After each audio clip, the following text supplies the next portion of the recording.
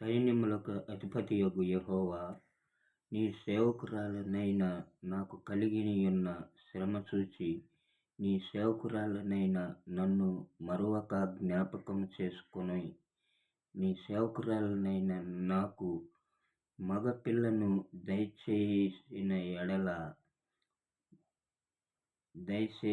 ఎడల వాని తల మీదికి క్షౌరపు కత్తి ఎన్నటికినీ రానియ్యక, వాడు బ్రతుకు దినములన్నిటిను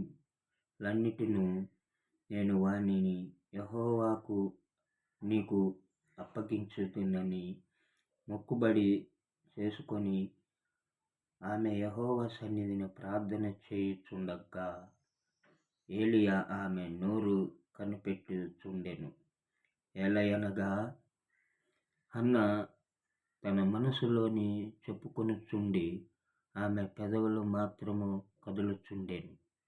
ఆమె స్వరము వినబడక యుండెను గనుక ఏలీ ఆమె మత్తురాలై ఉన్నదనుకొని, ఎంతవరకు నీవు మత్తురాలివై యుందువు? నీ ద్రాక్షారసము నీ యొద్ద నుండి తీసివేయమని చెప్పి, హన్నా, అది కాదు నా ఏలినవాడా, నేను మనోదుఃఖము గలదానినై యున్నాను. నేను ద్రాక్షారసమైనను మద్యమైనను పానమును చేయలేదు గాని నా ఆత్మ యెహోవా సన్నిధిని కుమ్మరింప చేసుకొనుచున్నాను.